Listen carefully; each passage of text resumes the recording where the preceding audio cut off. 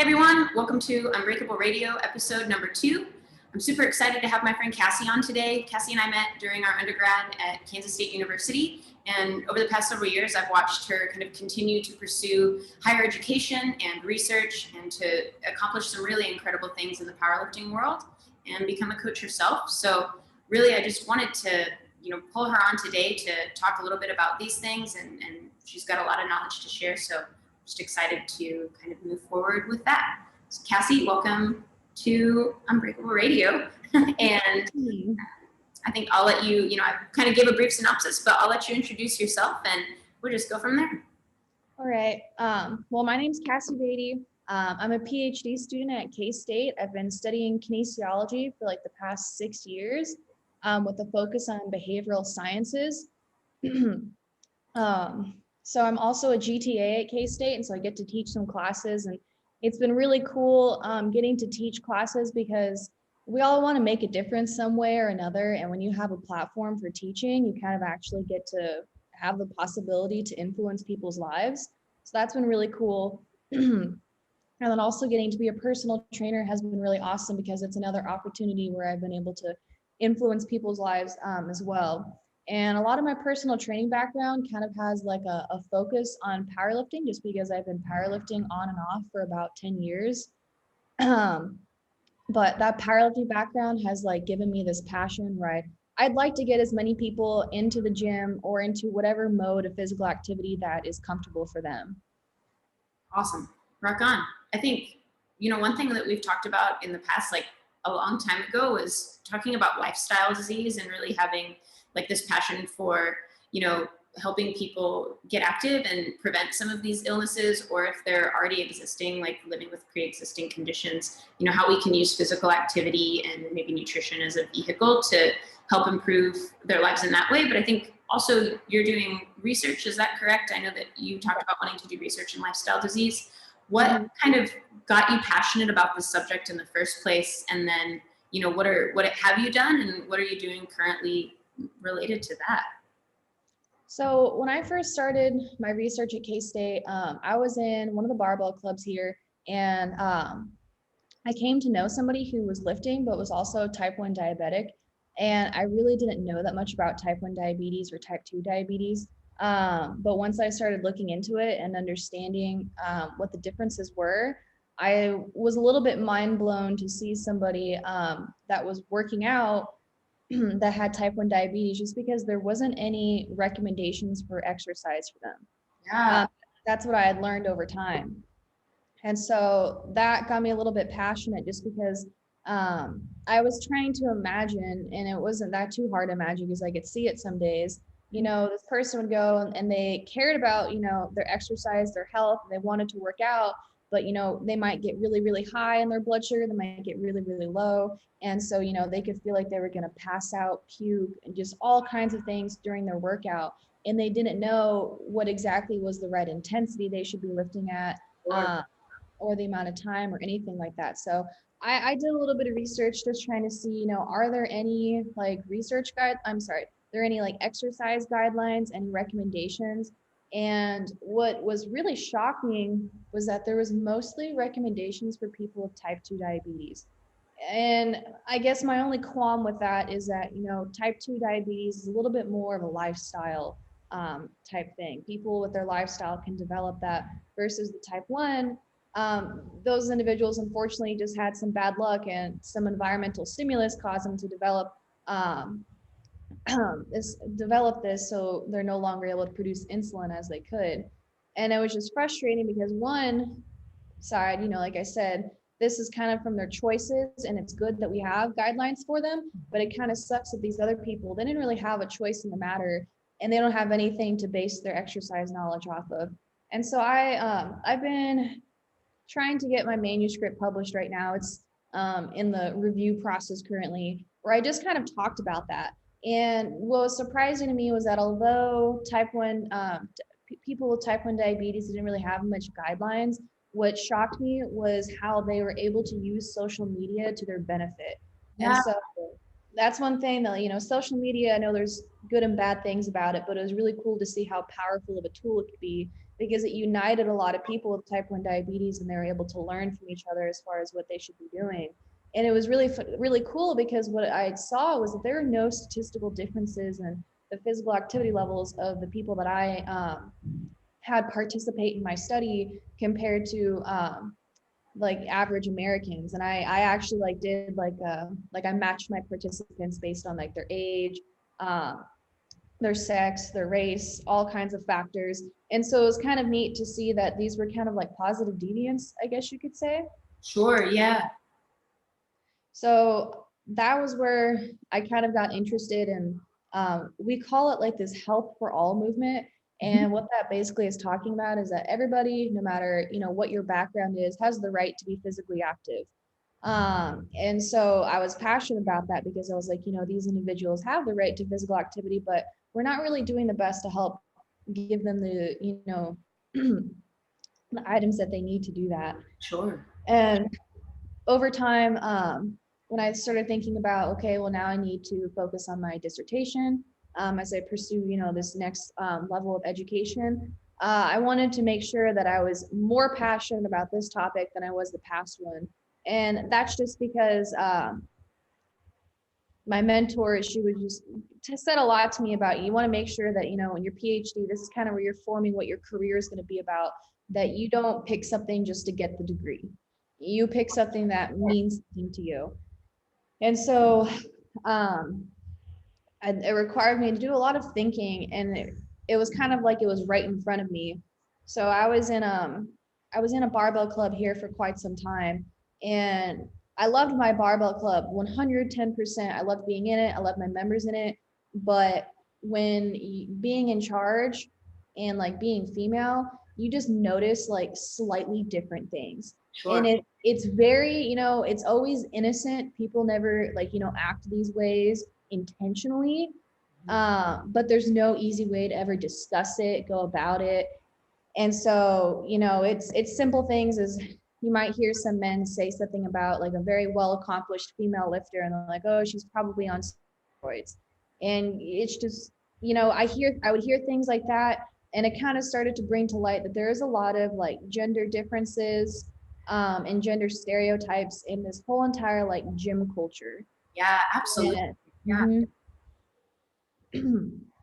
Sorry, I'm just kind of going on now. This is You're good. No, you're good. No, bread and butter now. So no, I think like you've touched on so many things that are really exciting. And I think like even like I don't want to draw us like too far back, but like back to some of the type 1 diabetes stuff. I think I had a conversation, like the weirdest, like an elevator in a hotel or something, with a woman who was at KU Medical because her son was, I want to say he maybe was like 10 years old, and he'd spontaneously developed type 1 diabetes after a viral infection. And that was something that like I had no idea. And I have, a really close friend who is also type 1. And I know that he's kind of done the same thing, because I've always been pretty amazed. He's like incredibly active. He's like very, very fit. And, you wouldn't, he doesn't make a big deal out of it, but I know that he's used social media as a networking tool too, to figure out how to be active. And so I think, yeah, like how you touched on that, how you touched on social media, right? Like it can be like a really destructive tool. And I'm sure that we'll circle back to like social media and in general later. But, likewise with, segueing, I think, into gender differences and sex differences in lifting and bias, like even, I think have trained strength athletes before. And so I'm maybe adjacent to the field, but I'm not as enmeshed in like competitive strength culture in the way that you are.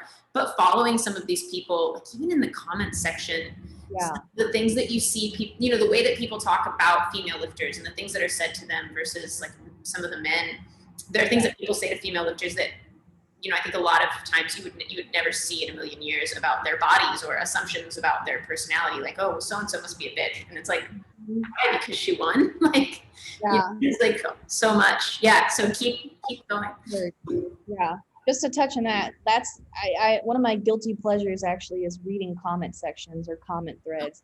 I will waste a lot of time and it's never intentional. I just get really baffled sometimes by the things that I see, and I find myself like super deep in a comment thread, and I'm like, I need to get out of this. Like, this is toxic.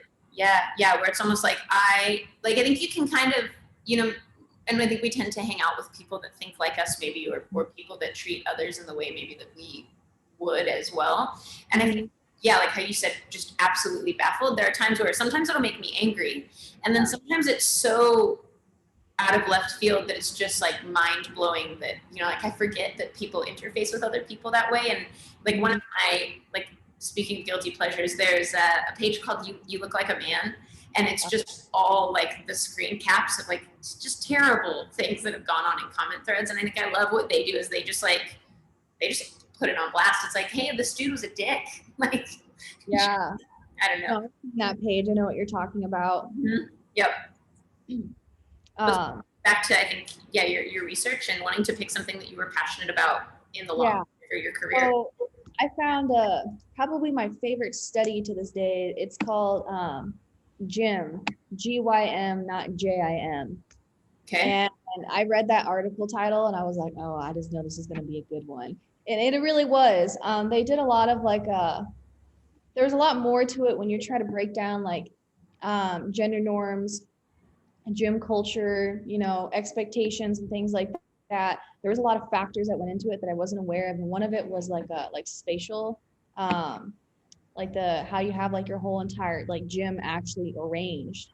So what does that look like to you? Sure. And so some people, you know, they might have their resistance training equipment specifically in one area in the gym. And then some people might have their aerobic equipment specifically in another area in the gym. Some people might have it mixed and matched, but that makes a difference. And probably my favorite thing that I've noticed this in my personal experiences, and so have my clients and so have my friends, there's this weird like social hierarchy to going to gyms sometimes. Yeah. Not all of them, but commercial gyms and some local gyms, like you go in there and it's like people have status for, you know, what brand they're wearing, you know, how big are they, like what are, you know, what do they physically look like? And based on those physical attributes and, you know, what they're wearing and, you know, how strong they might be, they gain status. And so then people come in here and they notice that. You can always notice that.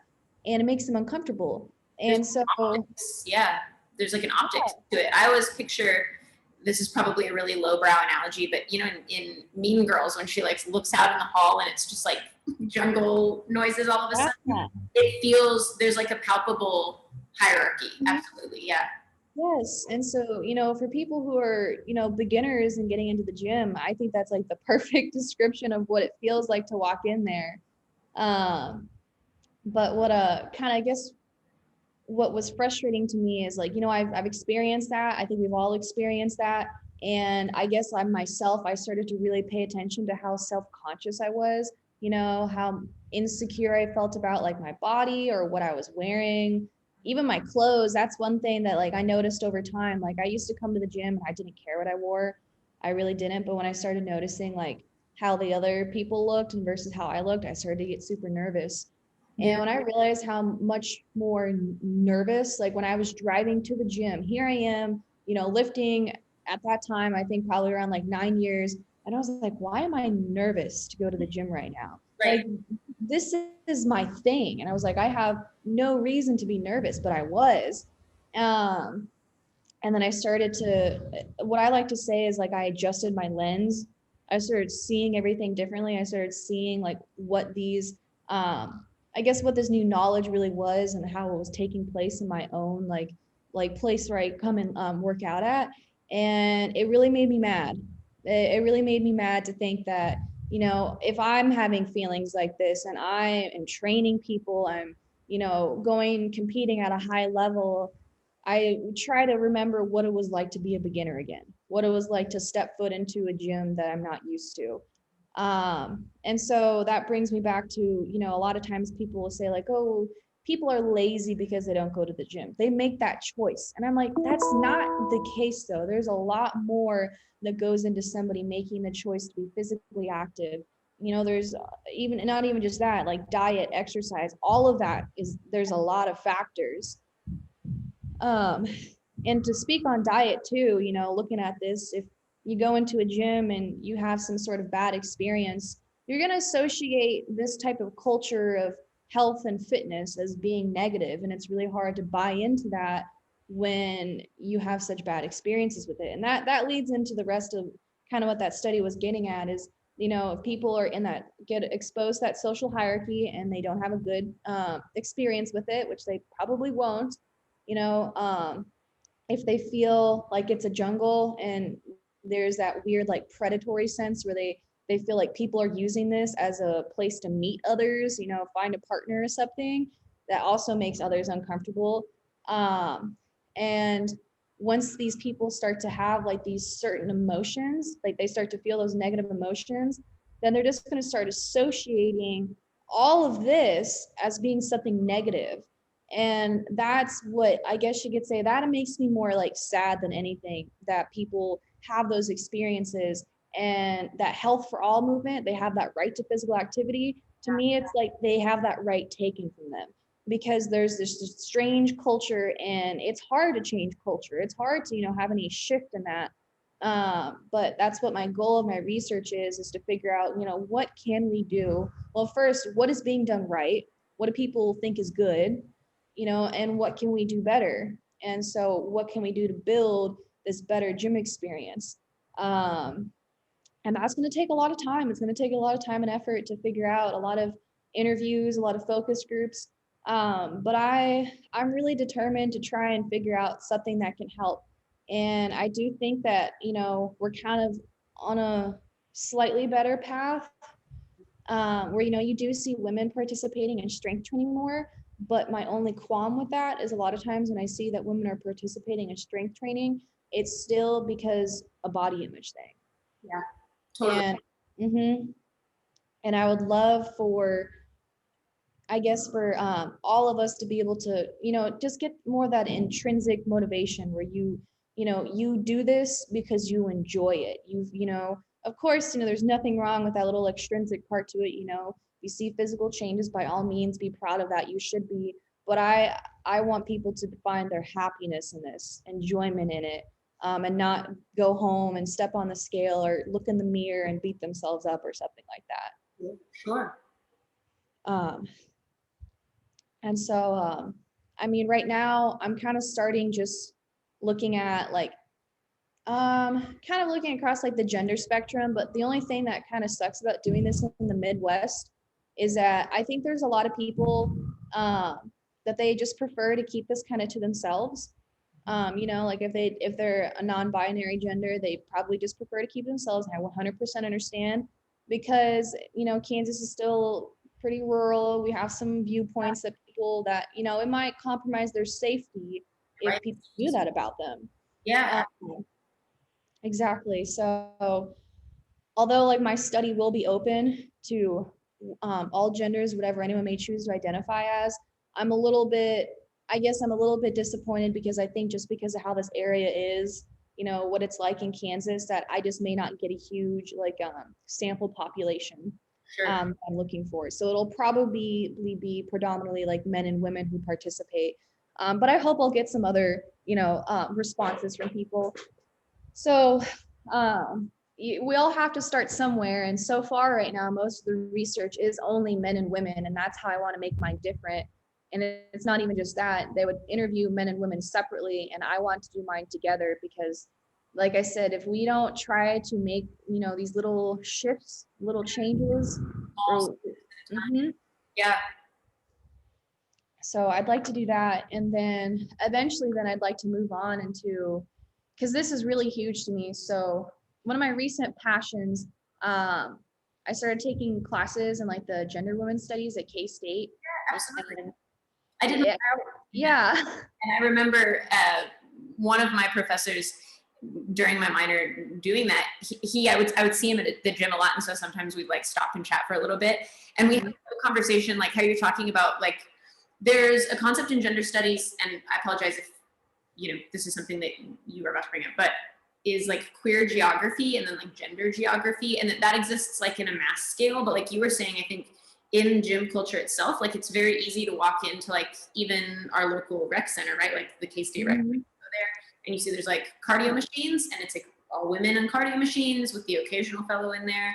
And then, we see, all ostensibly like cisgendered men that are like of a particular like stature in the weight room, and that is some like intermingling that goes on, but that there's not like a great deal. There's not, it's clearly inequitable in its distribution. And so we were kind of like observing that, and he was saying, I would love to take one of my like intro to gender studies classes and just like bring them to the gym and have it like you know, like our first day activity is like a little field trip to the gym, and like we just observe all of the things that, you know, like what do you notice and what do you think these things source from? And then yeah, like you were saying, I think if we don't start, and it could be as simple as, you know, maybe somebody opens a really large gym and they don't just, you know, it's like we change the geography of the physical space and then look at how that affects gender distribution in the environment itself.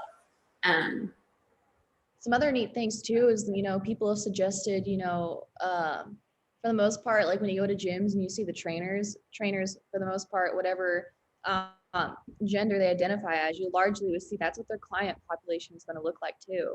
Yeah. And so when you bring in trainers, like at this location, like where I train at, it's kind of neat because I don't necessarily fit the norm.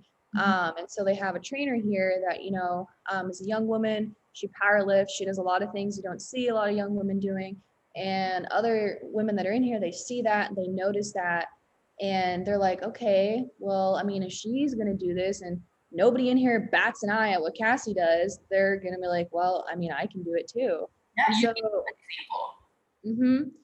so they get to live vicariously through my experiences, which is amazing. And so I like that when I go places and I know I might get some like looks from women, I think more times than not what those looks are is they're just like, I want to do that. I you know, something like that. And I'll hear that from people too.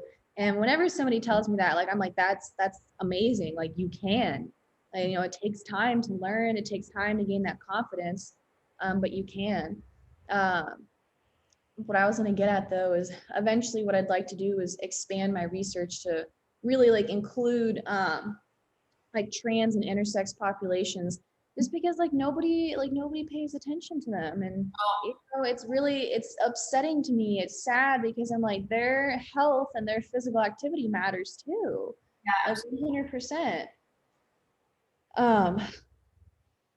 So that's definitely like a look into the window of what my research is. And I mean, the thing is since this really hasn't been looked at too much, and it's just one of those things where I don't think a lot of people have deemed it too important for them, that like, this is why I was like, if nobody else is willing to do it, like I will do the research, you know? And I would prefer in the future, I'd like to largely teach for the most part, but I still want to be able to do some research on the side. And this is what I would like my research to be about, and ideally for what my teaching would be about.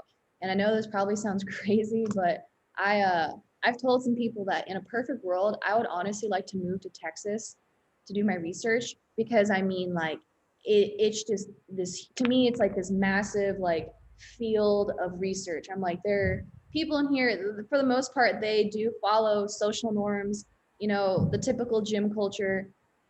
And to me, that's a great way I can go study it, and I can figure out ways I can make slight changes to it. And if I can make changes in the state of Texas, of all places, I was like, you know, this could work. It could go places. that's super. Sorry, I felt like I interrupted you. Oh no, I'm over here thinking about, I've thought a lot about when we message each other about like the recent like trans issues that have popped up. Yeah, dude. I mean, and I think this is something that just because of the recent executive order that was signed, that actually it only mentions the word sport in it one time, and it's explicitly in reference to children, that like, you know, gender nonconforming children, who I was a gender nonconforming child, although I didn't grow up to, you know, be transgendered. Should just be comfortable in the locker room, and that they should be like, basically like, all it says is like, we should let kids hang out with their friends in a way that they feel comfortable, without friction or without, you know, critique or condemnation. And it's been really fascinating to watch, and I mean, heartbreaking primarily, but also like pretty mind-blowing to me, I think, to see people run with this and these like assertions of like, well, this means that trans women are gonna come in and like, you know, like ruin all cisgendered women's athletics. And it's, the word that I heard is people are saying they are going to eviscerate women's sports. Yeah, there's like, My first thing is I was like, since when have people cared about women's sports? One. yeah, Like, you guys really don't care about it as much. If we look at the views on television for like women's sports versus men's sports, it's drastically different. So airtime, difference in pay rate. You know, my wife Laura, I think you she was a rower. I remember. exactly, yeah. So Laura was on the K-State rowing team for 5 years. She was team captain her last year, and she was saying that like one of the times that I don't remember what the context was, but she was like having a conversation with this fellow that was friends with one of her other friends, and he was saying, "Oh, well, I don't really watch women's sports. Like they're just not very interesting." And I think that that's like, you know, that's something that I've heard time and time again of like, oh, well, women's sports just aren't as fun because they're just not as fast, or they're just like not as good, or there's always, you know, I think, and this happens with, you know, trans folks, the LGBT community, with women in particular, or, you know, I think even with like some racial issues where people go, oh, I support this, but, and there's always like a but or a caveat or like a, but that's too far, or but that's not, you know, that's not acceptable. And without really having any understanding of like the science behind, you know, what they're claiming, or, you know, some of the legitimate like research that's been done into like, okay, well, you know, what happens when we let trans folks play with cisgendered folks? And that I think there's a lot of folks' opinions kind of almost like stopping it before it's even allowed to happen, because they're kind of crying wolf of like, yeah, they're going to eviscerate them. And there's all of this really alarmist language that is reasonably unfounded. Mm-hmm. So Natalie, there's two things I was going to touch on kind of that are linked to this. So there's one book that I read, it was called Gender Play, and another one was called Taking the Field. And they just kind of talk about like how some of these, like, I guess the way that I would describe it is like they kind of explain how a lot of gender norms have been developed, but they also kind of explain like this is why people are so apprehensive to when people, you know, decide that they want to be transgender, that they don't, you know, they no longer identify with this. And I mean, some of the stories that I've read were absolutely heartbreaking, and I just want to. This is probably the one that if anybody watches this and they want to understand like what it's like to actually like to want to make that transition, what it's like to, you know, to not feel like this is correct, is there's a story of a young boy. Well, initially he was a young boy, and he, you know, the whole entire time he thought he was a little girl, and this whole life he thought he was until he went to visit his neighbor, and while she's visiting, you know, her neighbor and everything, she tells her like, well, the neighbor tells her, "You're not a little girl," and you know why? She drops her pants and she's like, "I have a hole and you don't have a hole." So she goes home, and her mother finds her in the bathroom with a knife, trying to cut a hole inside of herself. And, you know, she's like, "What are you doing? What are you doing?" And she tells her, you know, like, "I cannot stand people calling me a boy anymore. I'm not a boy. And if this doesn't show you like how serious I am." And that was the story that kind of like, it really hit me. Like, I was like, wow. Yeah, I was like, that is how serious people take it. You know, that's what it means to them. And that's why I get mad when I hear people talking about like, oh, you know, people are just going to all of a sudden, you know, start changing the way that they identify. They're going to be trans. And I'm like, no, no, no. And you are disrespecting, you know, these children who have those traumatic experiences, you know? And that one got me, because it's not even just that, like, people are doing this, and again, these are young kids. Like, can you imagine yelling at a young 7-10-year-old child for something like that? And so that's where I get really angry, because I'm like, you just sound like a coward to me. Yeah, You know? really, really cowardly. And I think the thing that, you know, is a conversation that I've had time and time again, just with folks like yourself and with friends and family and like other queer people, is that there's a lot of language that says like, oh, well, they're choosing this, like this is clearly a choice. And then, you know, in addition to this is clearly a choice, it's like, well, what if LeBron James comes in and just puts on a skirt and says, you know, and we're going to do that in the name of fairness, and they kind of condemn people for by saying that it's a choice, and then they condemn people for being unrealistic or for believing in like imaginary genders or what, you know, what have you. And I think that the thing, like that kind of graphic story, right, that it comes back to is like, do you really think that people would pursue what can sometimes be quite dangerous? You know, it's like anybody that's gone into the night understands that, you know, surgery is not consequence free. It is not without severe risk. It is, and it's also exorbitantly expensive and not covered by insurance because it's considered elective. And I think it's like, yeah, would you really undergo like hours and hours and hours of surgery that could put your permanent health and safety at severe risk if this was something that you needed to survive as yourself, not just something that you like wanted to choose to do, like buying a new pair of jeans or, you know, like individuals, they lose their feeling of pleasure after that point. Right. And so I'm sorry if, you know, but like, there's a lot of people that won't want to lose that. So that's where I'm just like, it's frustrating seeing people think like, you know, it's like, let me just go throw on a skirt and I'm going to walk around and make these claims. And I'm like, there are such deeper things to it. But I was going to say that, you know, the way that people get there is, you know, we start out in school and, you know, they're like, okay, we're going to have boys versus girls and we're going to have the guys team, the girls team. And, you know, when they start separating us like that, it's always these unintentional things, but it makes that me versus you, us versus them. And that makes this dichotomy of men and women. And what makes me frustrated about that dichotomy is the newest knowledge that I had recently that I thought was like the most fascinating thing is like so with this whole entire like men versus women thing, I for the longest time thought that like the only sexes that there was being male or female. And when I started, you know, getting into literature and into my classes, I realized that that's not the case. You know, we have people who are intersex, and you know, intersex is what people kind of used to refer to as hermaphrodites.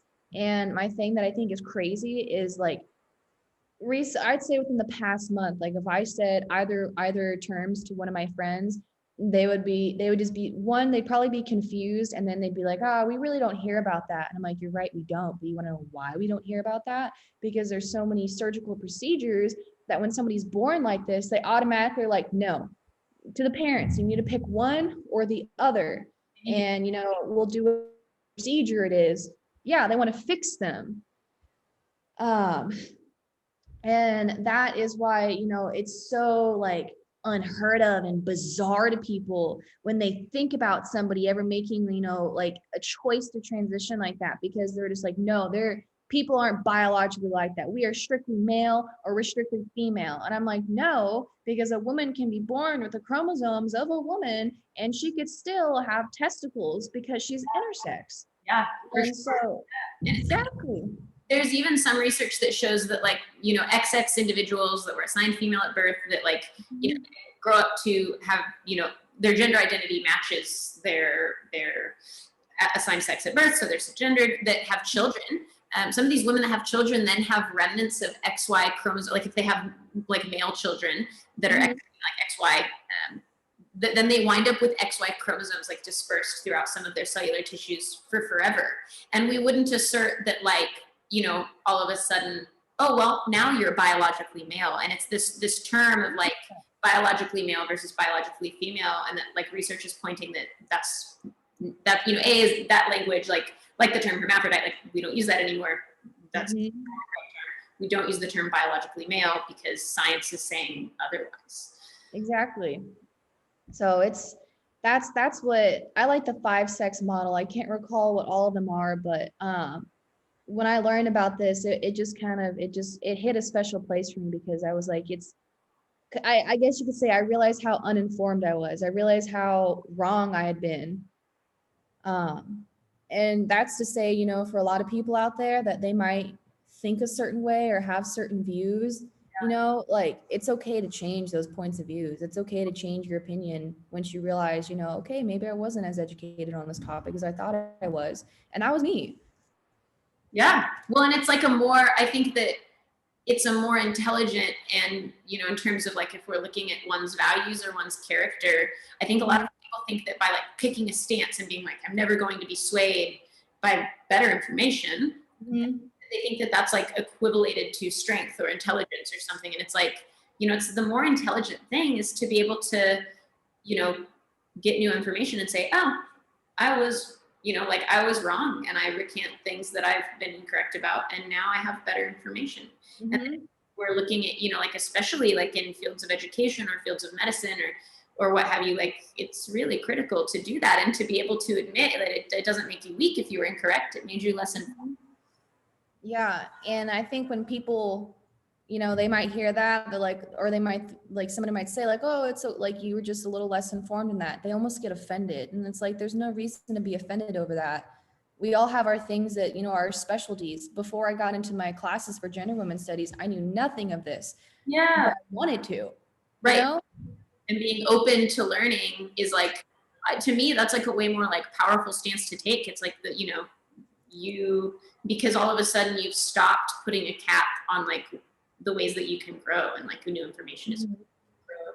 And I think it's also a way for us to like extend our circle of compassion. I think Yeah.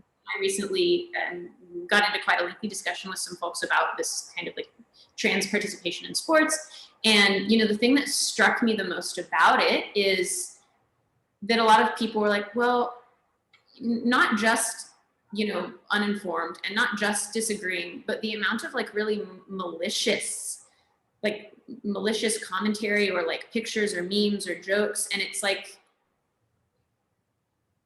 so discompassionate and so like explicit. This disconnect. And it's like, yeah, like, dude, like the fact that you're experiencing challenge with an idea is causing you to be so reactionary that you're willing to fully dehumanize a whole category of human being is really like shocking, but also really sad in a lot of ways. Yeah, it most definitely is. And I think sometimes like for those of us who have like a deeper background in this, it really is. It's just a little shocking because you're just like, how can you have that such a big disconnect with the fact that this is somebody's child, like you're concerned about your child, like this is also somebody's child too. Yeah, dude. Um, so that's it, and it's really hard also when you're knowledgeable in this because you understand why, like they just don't know. And so I don't know what to say on that. It's just it makes you frustrated, but it's you really can't convince them unless they're willing to want to open up about this, learn about this. Yeah. So I think, one thing is that like you're clearly really, really well educated in these fields and like strength and conditioning and then like kinesiology at large and now like pursuing gender studies.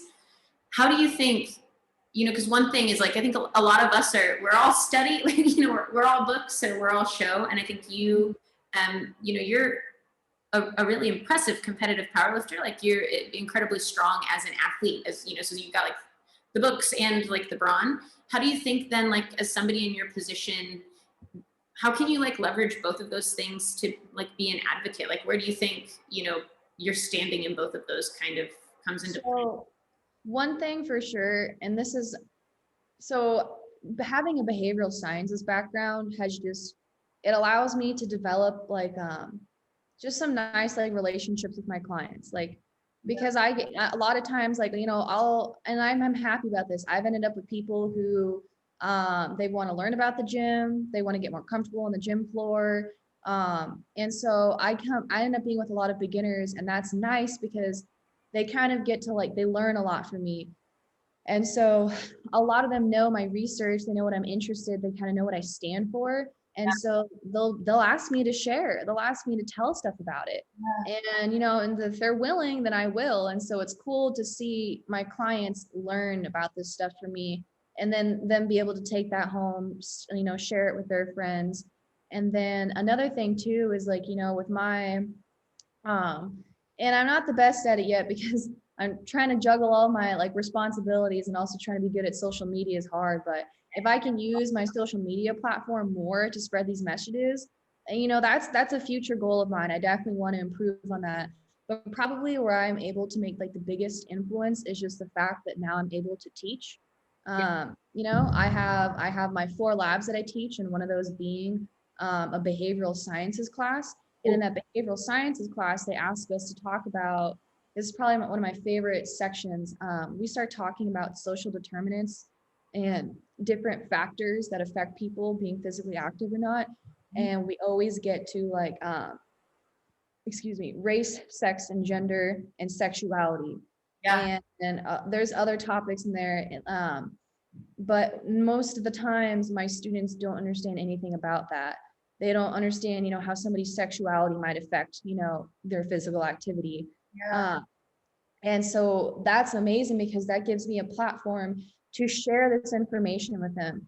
And always it's kind of fun. Somebody will pop up and they'll be like, oh, well, they're like, well, one of my friends this or one of my friends that, and I never thought about it this way. And maybe I'll try to invite them to come to the gym with me so they feel a little bit more comfortable.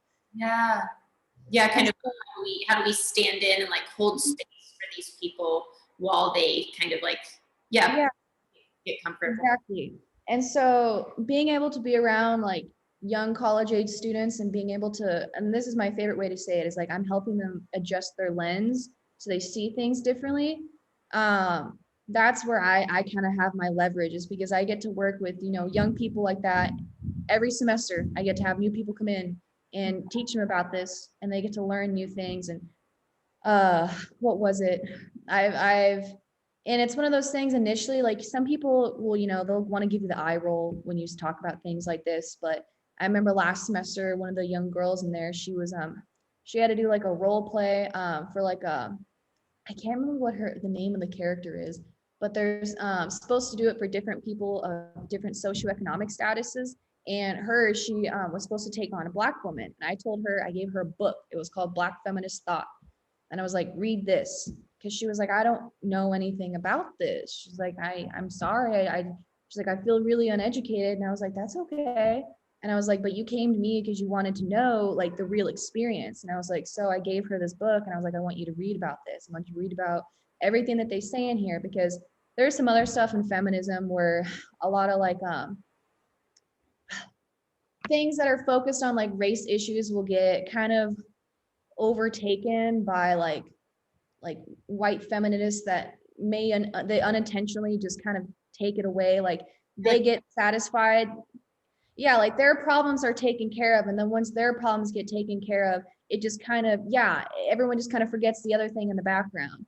And that's kind of what I was helping her learn. I was like, so sure, these women were able to, have more like jobs available to them and do things like this. I was like, but what happened to these other people? So she got to learn about it, and she just kind of became a little more passionate about it. And getting to see her stand up there and talk about the struggles that people face that are different from hers, based off of these different characteristics, it was very like, it made me happy, because I was like, she's changed now. Like she knows these things now. And when she goes on into her education, like she's going to look at it differently and be able to influence people. And so that's what I enjoy. I like being able to do that. Even just like with like family and friends and parents, like explaining these things to them. Most of the time, like I said, they have absolutely no idea about any of this at all. And once you bring it to their attention, 9 out of 10 times, they just are kind of like, they're just like, oh man, like I had no idea somebody lived their life like that. I didn't know people had to struggle for these things. Like one of my favorite things to talk about is, if you look at certain communities and whatnot, or like certain communities that are have like a lower socioeconomic status, like what do you see in there? You don't see like legible sidewalks. You don't really see that great of parks. Yep. And if you see parks, you're probably going to see homeless people there. You might see like people using drugs there. You might walk across the street. There's a liquor store. There's a smoke shop. There's all these things like that.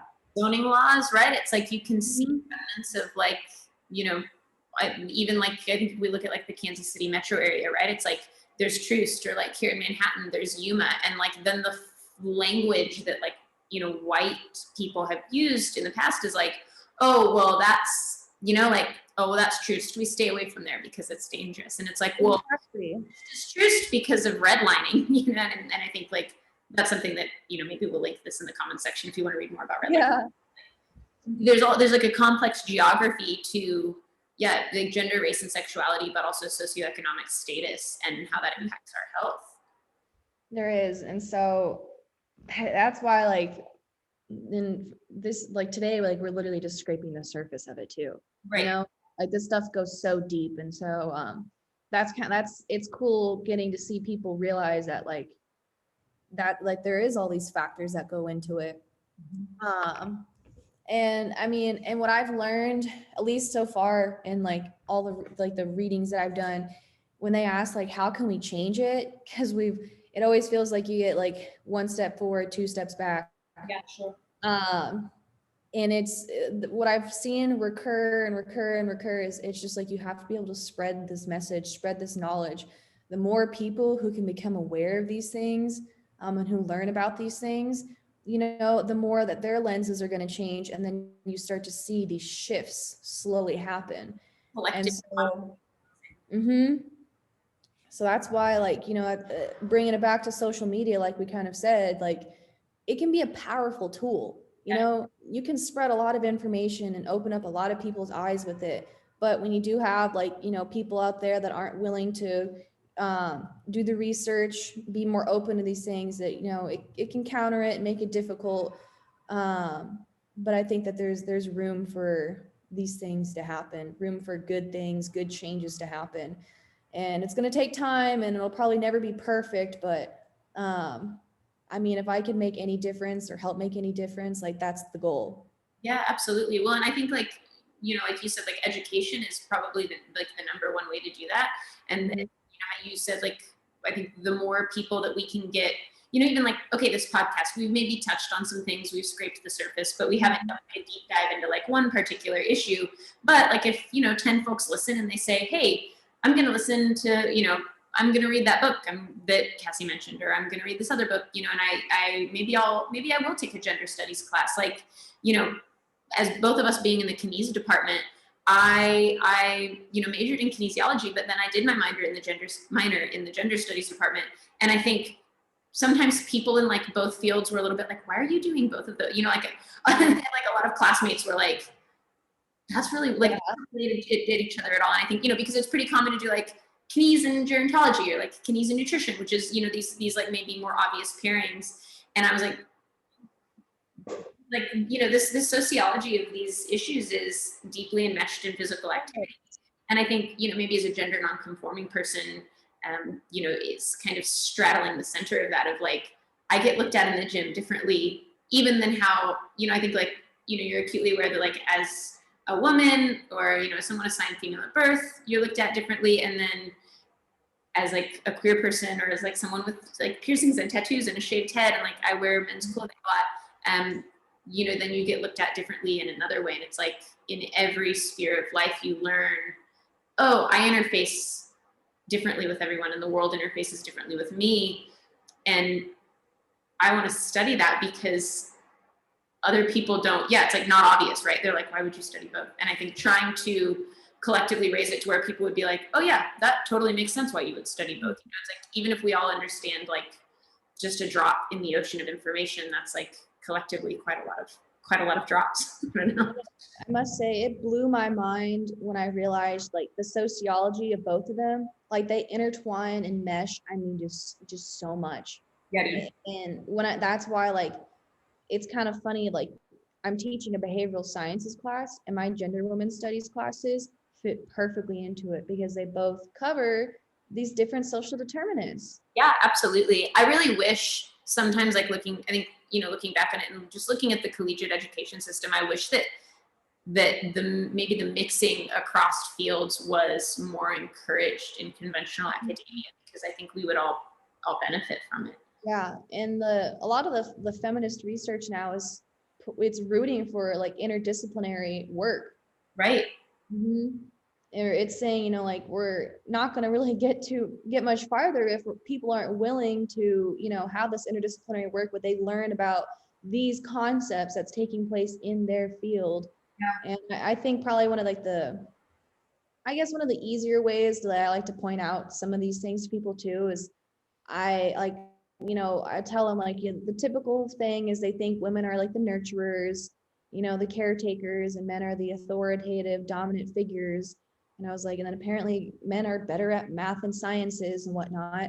I was like, I was like, you might think this doesn't have like any power against us. And I was like, but when you look at the number of men versus women that are in the College of Engineering, and you look at the same ratio in the College of Health and Human Sciences, it is going to be exactly the opposite. Yep. Yep. And that's because of the directions that we're encouraged to go, or like how fields of, fields of knowledge even, or like pursuits are so heavily gendered from the time that we're very, very small. And I think that the ways that those things are policed early on, yeah, it has a long-standing effect on us, which then, tying it back to health, it's like, if you look at demographic data and, people in caretaking positions, which are typically more feminized fields, oftentimes like suffer health effects that, folks in non-caretaking positions don't, or just expectations of like what you do for a job and then what you do like by the time, after your job, right? Like with a second shift kind of thing, like maybe you're a teacher all day and you come home and take care of the kids and like, oh, well, he's an engineer and like he just comes home and like he does whatever, right? Like, yeah, I think it's that assumption goes a pretty far way back. And I have 2 points for that. And it's just one of those things where I don't want to dive too deep into it, but even recently, the more like feminized positions, when you see men start working them, somehow like they're doing the job better and then they're getting promotions faster. And it's just really weird. Yeah. It's really weird how that works. And the second thing that I wanted to bring up also is so I actually really appreciated this. My one of my gender and women's studies professors, so far the ones that I've had, like when they figure out I'm a kines student, they're like, what? They're like, well, this is kind of cool. They're like, they want to know like why I'm interested in it. And once I tell them, they're just like, okay, I like this. And well, so one of my professors asked me, she was like, how do you solve this problem? And there was a couple problems. She said one, she was like, how, do we one day have, men and women play sports together? Do we, for the issue now with our trans folks and whatnot is like, do we have their own division of sports for them too? Like, and that's what I've seen people argue about. It's like a separate but equal, yeah.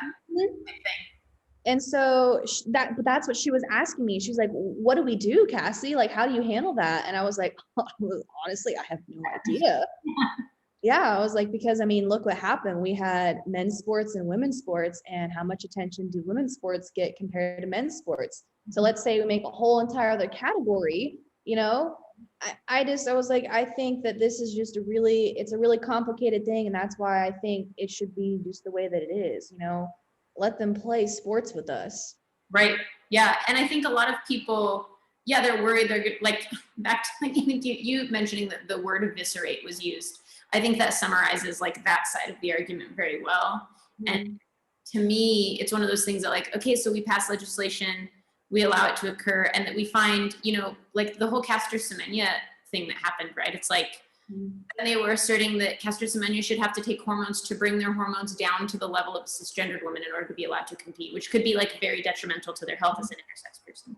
And I think, it's like, okay, how many, and especially like youth sports, I think are a big area of concern. It's like, how many trans kids are really going to be on the soccer team or on the baseball team or whatever? And it's largely, it's not really panning out to be a problem yet. And I suppose if, it pans out that there does become, some large difference, like you could create an alternative rule to sport at that point. And I think, like you said, like, do we let men and women play together? A lot of sports are categorized on, size and weight. And it's one of those things that like, okay, my wife and I are very different. Like she's 6 feet tall and incredibly strong. And like, it doesn't matter if, even if I'm a better athlete for my size, or if I were, I'm not, but if I were, if you were to pit us in a boxing match, like. Exactly. Not going to be the same thing. And so then at what point maybe do we say like, okay, we have folks between 6 foot and 6'5" that weigh this amount and they have these certain performance metrics and we let them play against each other. And then we let people that are my size, we regardless of if you're intersex or your hormonal profile or your chromosomal profile, it's just like matched on like general ability range, and then there's nuance within that. It's like some of us are going to be better at like glycogenic, like depending. Yeah, that's the thing though. Like if people want this to be fair amongst us, so they want equity in the sports, that's what it takes. To accept like doing some hard science and like letting go of some bias, right? Yeah, it would be an entire like change to what things are like. And I mean, I definitely fall on that like radical feminist side. So I'm like, let's make the change. But yeah, I know like we kind of had a discussion the day where like there's radical feminism and like reformist feminism, and you need both. Yeah. Because a lot of these things we want to implement these huge changes and you can't without huge backlash. And so you have to have that little reformist there to help kind of nudge us along that way. But I mean, I like what you said. That'd be, if we could do it that way, I mean, I think that'd be really cool. And then systems would be really complicated, but I think that once you had a system like that in place, it would actually maybe make integration like way more seamless. Yeah. But it would, like you said, it would take research. It would take a solid amount of research to figure this out. What was there? Something else I cannot remember. I had it on the tip of my tongue. Oh, I'm sorry. Oh no.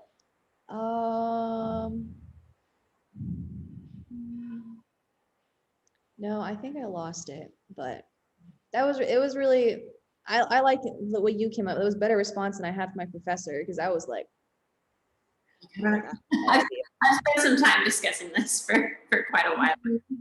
I think, and one thing that it reminds me of, I know we're probably running close to time here. I don't want to overrun you, but it's like it wasn't that long ago that we had racially separated sports teams, and it's interesting. You look back in history, you look at a lot of the arguments against, you look at the arguments against racial integration in sport, and a lot of them are reasonably parallel, right, to the same arguments now, which is like, oh, they're going to be better at sports than we are, and a lot of it's like this pearl clutching behavior, and it really comes across, like, to me, as pretty cowardly and pretty weak. Yeah. That actually, I was going to say that a lot of times when I hear these responses, I'm like, it's very discriminatory. And I'm like, if you listen to things that they're saying now and you go back like 90 years from now or something, and it's like, you realize you're saying the same thing that these people said when we had segregation, right? Yeah. So yeah, it's a lot. I enjoy the conversation today because I don't get to talk to people about this all the time. Yeah, no, so it's cool to get to. Yeah. Do you have anything else for us as we kind of start to maybe wind down? I know we talked, there was some stuff in there about like what's next in sports and mentoring and reading and whatnot. And I guess really quickly to cover some of those.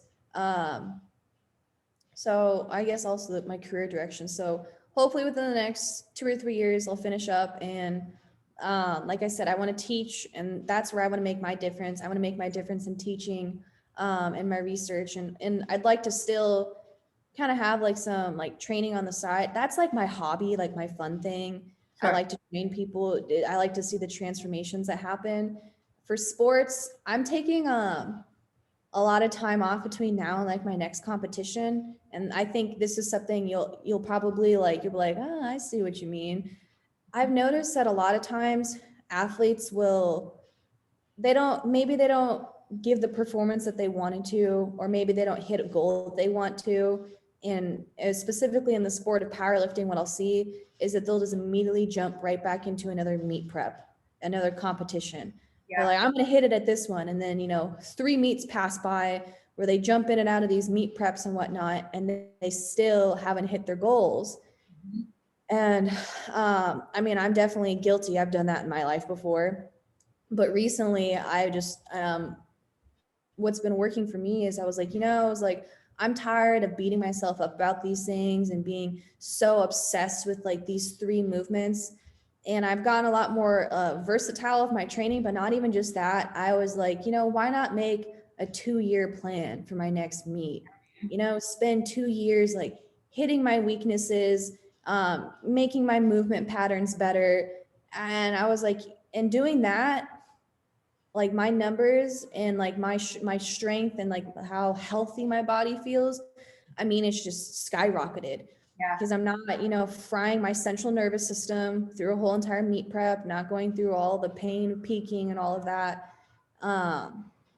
And so it's been very nice. And one thing I'm trying to do is, there's a lot of powerlifters that work out at this gym, and they finish a meet and I'm like, what are you going to do next? And they're like, oh, I'm already signed up for another one. Yeah. Yeah, exactly. And I'm slowly but surely getting to some of them where I'm like, why not take a year off? You know, give me 6 months of your time just to train your weaknesses. You know, even just 6 months, anything like that. And some of them are finally like, okay, I think I will. And I enjoy my clients because they trust me. And that's like the greatest thing, is like when somebody trusts me with their performance like that, I'm like, thank you, like so much. And so like one of my clients, that's what we did with her. She didn't give the performance that she wanted to on the platform. Honestly, the conditions of that meet were like, they drastically changed. Like they moved the meet outdoors and it was like 40 degrees and raining. Yeah, that's totally different. Yeah, so exactly. And for specificity of training, that was not what we were training for, Yeah. right? So it didn't go how she wanted to. And she like bombed out in her squats. And I knew that she was going to get a lot of like anxiety about from then on out. And it happened. And so I was like, told her, we're going to take a really long time. We're going to take like 6 months, and we're just going to completely rework your squat. We're going to just everything you're having a problem with right now. So for a minute there, training felt really slow to her. And I get it. It's the boring stuff. It's not, you know, we're hitting weaknesses. We're, you know, stripping the bar, putting on like 10, 25 pounds on the side, just learning and correcting movement patterns, getting our nervous system to start firing that way instead. And now here we are, think about like 4 months into the 6 months that I wanted to do this. And we're just now getting ready to start back squatting again. And I'm happy that we did it that way, because one, her confidence is higher than ever for squats. Awesome. She's got way better hip mobility. She has like her weaknesses that she had, like they're much better. And so I think I every now and then I let her do a couple reps on squats, nothing too crazy, just to kind of see like where are we at now and where do we need to be. And like they look beautiful, they feel good for her, which is great, because she was having some hip impingement issues. And now like she has the utmost confidence to get back into squatting. And so I keep hoping, I'm like, okay, guys, now can the rest of you kind of hop on this train, like work with me on that? Yeah. It's just another little tiny thing that everybody gets I see them get so just focused and like, I need to go compete and break these goals and do this. And they want to rush the process, and you can't do it that fast. Oh yeah. Nor like should you. And I think like, you know, if for one thing only, like your joint health, you know, like as like a young person with like joint issues from, you know, non-lifting related things, like I'm having the issues that a lot of these people that start having issues at our age have by the time they're 40 or 50. And it is like not something that you'd wish on anyone. And the thing is that like in most instances, it's like wholly preventable. It's just, you got to be a little bit patient. Mm-hmm. And a lot of times people, there's like, I want to lift heavy. I want to lift heavy. I want to lift heavy. And I'm like, you'd be surprised how strong you can get lifting submaximally, like honestly. And like consistently too. Like I would so much rather have somebody be like chronically training in this like 65 to 85 zone than like chronically over 90%. And, you know, instead of like, okay, you know, when in these lower percentages, you're coming in and you're performing at a high level, multiple days a week, multiple weeks on end, multiple months on end, and that's all very cumulative, as opposed to like, okay, yeah, you hit a new rep max and your hips hurt and your back hurts and now you're not able to train for a week. And then like how much training are we really doing at the end of the year? Exactly. Yeah, I agree with you there. And so what is next? The next topic, like, so next in sports for me then is probably 2022. I'd like to compete at nationals again. And yeah. I also used to be super obsessed with like, I want to try and be the strongest, this and that. I'm kind of over that now. I don't know if it's a maturity thing, But I was like, I was like, I just want to feel good because I was in that same boat. My body felt terrible. I was like, I want to feel good and be strong. And, if that means I don't place the way that I want to, I was like, you know what? That's okay. I worked my hardest. I'm healthy and I'm not destroying my joints or anything like that. And so next in sports for me is just kind of to mentally go about it the right way, or the better way, I guess you could say. Because for a lot of years, I didn't necessarily have my mind in it the way I should have. And for mentors, like Katie Heinrich is my number one school mentor. She's a really sweet lady. I call her super mom because I'm like, I don't know how you handle all the things that you do. And she's been really great for me. She's helped me learn a lot about imposter syndrome. And if anybody doesn't know what imposter syndrome is, I highly recommend you look it up because you probably have suffered from it. And a lot of my readings recently has actually been in conflict resolution. Wow, interesting. Cool. Yeah. I'm trying to get certified in conflict resolution. And conflict resolution, again, it's one of those things where there's a lot of sociology in conflict resolution. Absolutely. What would there be like a particular, like if we were, babies to the field, like one thing that you'd want us to read related to conflict resolution? Oh, Crucial Conversations is a really good book. Okay. I like that one. Crucial Conversations is really good. It'll really help you. I like it because they're not necessarily like self-help books, but they're definitely a way to learn about like, this is your conflict style. Maybe this is your partner's conflict style, friend's conflict style. Maybe it's how your parents had conflict. And it helps you learn a lot about like how your younger experiences and your social interactions can influence the way you have conflict. And the biggest takeaway that I had was chances are, like, if the conflict style you have right now and the way that you handle conflict, if it's not working out the way that it is now, it will probably never work out the way that it is now, which means you have to change. And you can never change the person that you're talking to. You can never, there's nothing that you can do in that moment with their conflict style to change anything, but you can change yourself. You can change how you react to it. And there's so much power in having that control, and I think all of us every day, or often, we find ourselves in conflict. It happens.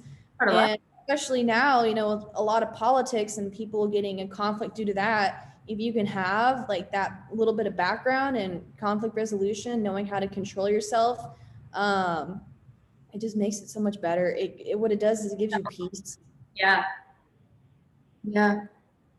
So that's been my thing. And as far as like what I think it means to be strong, I know that was on there too. That was a really hard one for me. But I think like being strong isn't, my number one thing is being strong is nothing that's necessarily physical. I think that honestly, your physical strength that you have anyways, all comes from you mentally.